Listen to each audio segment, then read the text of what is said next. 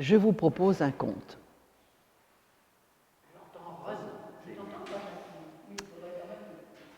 Si vous passez un 24 décembre devant la fenêtre des Berthiers,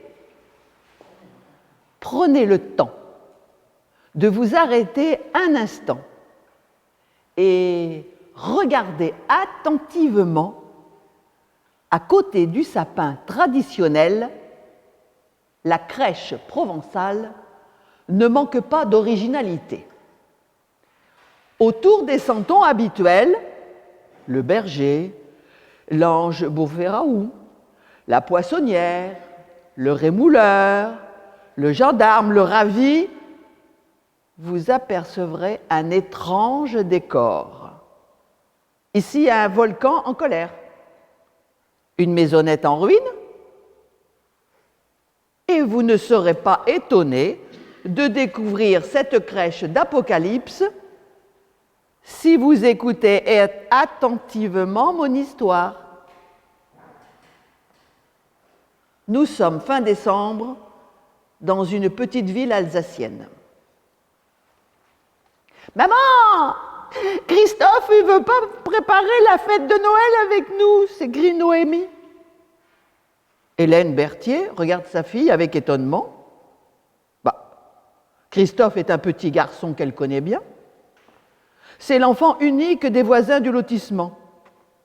Il vient assez souvent jouer au Lego ou aux petits chevaux avec sa fille.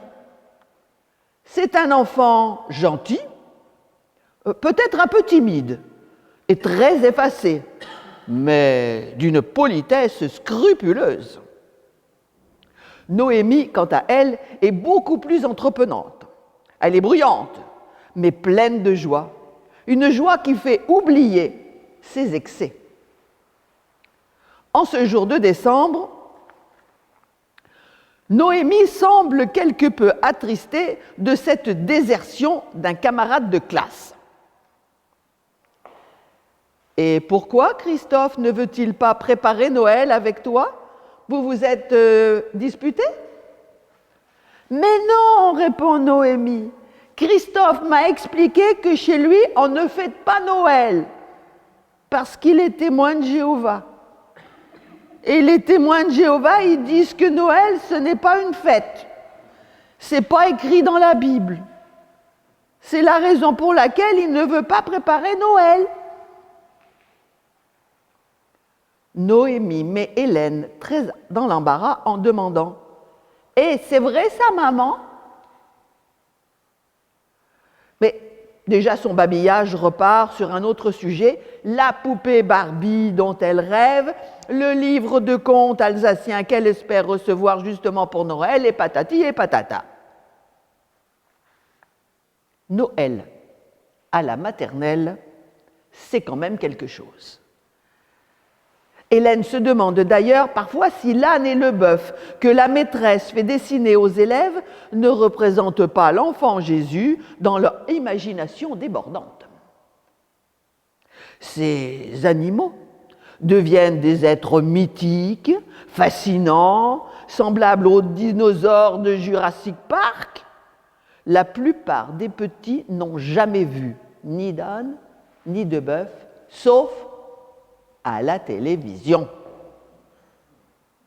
Alors, Hélène oublie l'incident jusqu'à ce qu'elle rencontre les parents de Christophe qui lui confirment les propos de Noémie. Et ils lui expliquent précisément les raisons de leur refus. Les témoins de Jéhovah, madame, rejettent le paganisme de Noël, mais accordent une attention toute particulière aux signes avant-coureurs du jugement dernier. Les parents de Christophe insistent auprès de Hélène sur les difficultés des temps présents. L'incertitude quant à l'avenir des jeunes, les conflits au Moyen-Orient qui s'aggravent, les désordres grandissants parmi les nations, des mesures qui ne cessent de s'aggraver.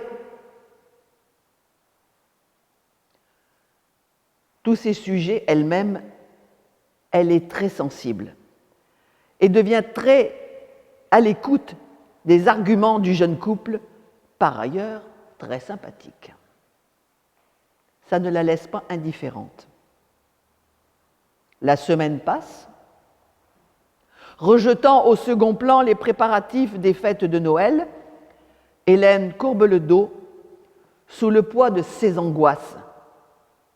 Son questionnement lui revient en boucle. Et si le Proche-Orient s'embrasait? Et si un fou quelconque arrivait à presser et déclencher l'apocalypse nucléaire en Ukraine ou en Russie? Et si un jour, on découvrait que la couche d'ozone ne protégeait plus le monde occidental et que les rayons ultraviolets provoquaient des cancers mortels? Et si une manipulation génétique hasardeuse libérait un virus dans la nature décimant l'espèce humaine? On en a déjà eu un petit avant-goût. Et si les intégristes musulmans prenaient le pouvoir de continents entiers?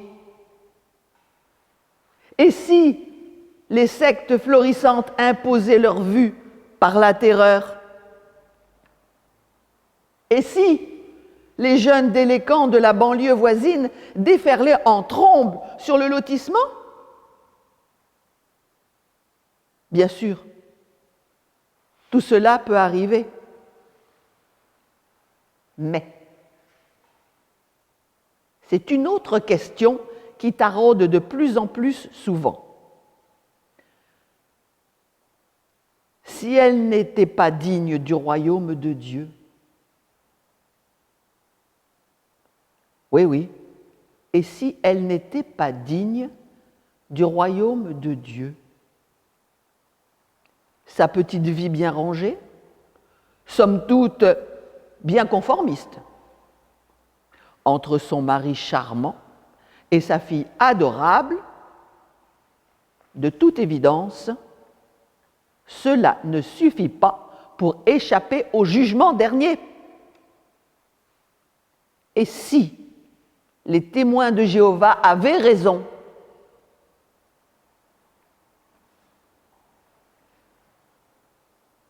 Monsieur Berthier, grand amateur de bredalas, ce sont des gâteaux faits par une bonne Alsacienne, semble-t-il, et qu'elle confectionne au temps de Noël. Monsieur Berthier, donc, s'étonne, en ces temps de joie et d'allégresse, de l'humeur sombre de son épouse.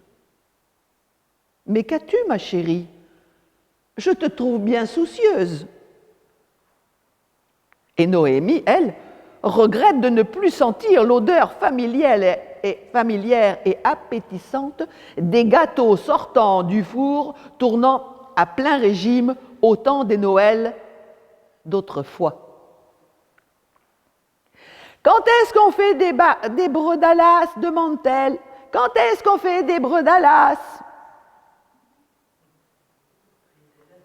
Mais c'est pas ça? Bredalas, c'est ce que j'ai vu décrit. Mais pour Hélène, les bougies de la couronne de l'Avent, les décorations des rues, les publicités commerciales, les chansons sacrées de la nativité, la crèche, le sapin de Noël, etc., paraissent totalement dérisoires dans un univers aussi décevant que menaçant.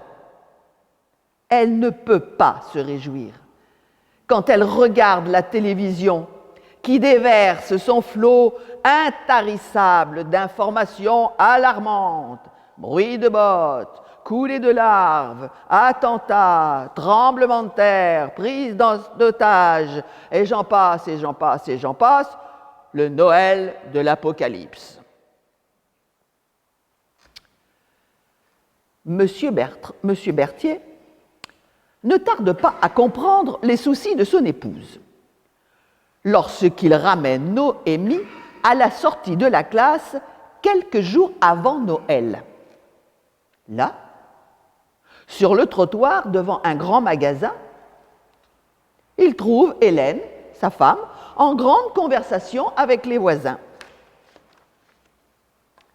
Les parents de Christophe ont trouvé auprès d'Hélène une âme sensible au malheur du temps.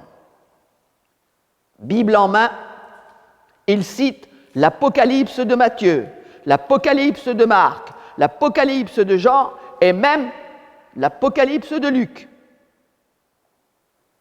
Qui dit ? Il y aura des signes dans le soleil, dans la lune et dans les étoiles. Et sur la terre, il y aura de l'angoisse chez les nations qui ne sauront que faire, au bruit de la mer et des flots, les hommes rendant l'âme de terreur dans l'attente de ce qui surviendra sur la terre. Les grandes puissances des cieux seront ébranlées. Alors on verra le Fils de l'homme venant sur une grande nuée et une grande gloire. C'est dans Luc chapitre 21, les versets 25 à 27. Interloqué, M. Berthier s'approche du petit groupe, remonte ses lunettes, se penche sur le texte et poursuit la lecture. Quand ces choses commenceront à arriver, redressez-vous et levez vos têtes, parce que votre délivrance approche. C'est le verset 28. Quant à Noémie, elle surprend tout le monde, ses parents et ceux de Christophe, quand elle ajoute malicieusement « Et si les mages n'avaient pas levé la tête, ils n'auraient jamais vu l'étoile, n'est-ce pas? Et si les bergers n'avaient pas fait de même, ils ne se seraient jamais déplacés vers l'étable de Bethléem. » Les voisins ne disent plus rien. Ils ont vu le vent tourner et sans demander la moindre explication, ils se retirent sur la pointe des pieds. Pourtant, le soir même, Hélène Berthier manifeste un agacement lorsque son mari et sa fille remontent joyeusement de la cave de Rocarton. La crèche provençale. C'est un rite qui se répète tous les ans chez les Berthier, comme elle le fait chaque année. À cette époque, Noémie déballe les santons et les dispose là, sur le bord de la fenêtre. Le vieux joueur de flûte dans sa grande cape flottant au Mistral, le berger tenant un agneau dans ses bras, la poissonnière, le bœuf et l'âne, et les cyprès. Et puis, Marie et Joseph, qui attendent la veillée du 24 décembre. Tout sourire, Noémie a plongé dans l'univers mystérieux de Noël provençal. Dans cet univers féerique, où se trouve le monde présent, qui manque de pain, de puits et d'amour? Où se trouve Hélène dans cette crèche? Où? Monsieur Berthier regarde tendrement sa femme. Il comprend sa tristesse et son désarroi. Il pose une main rassurante sur l'épaule de sa femme et lui chuchote à l'oreille. Je crois que tu as raison, Hélène. Il manque à notre crèche quelque chose. Mais quoi?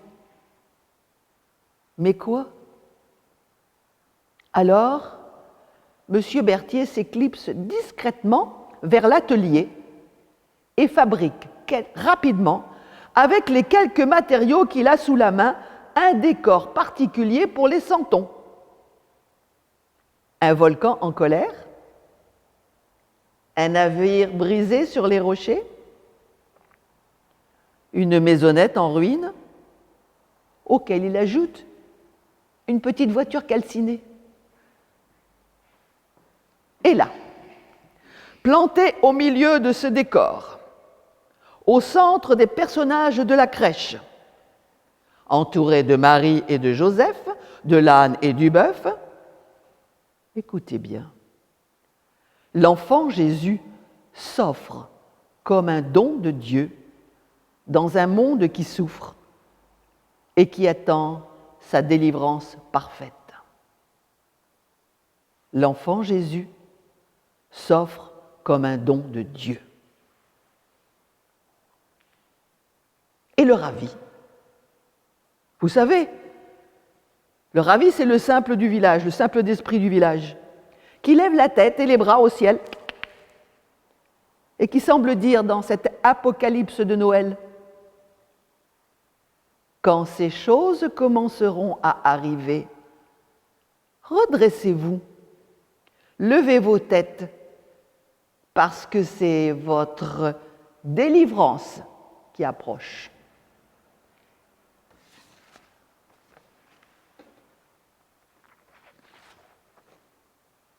Si vous passez un 24 décembre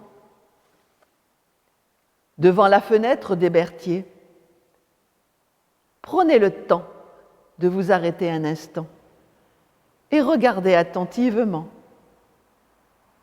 À côté du sapin traditionnel, la crèche provençale n'en manque pas d'originalité.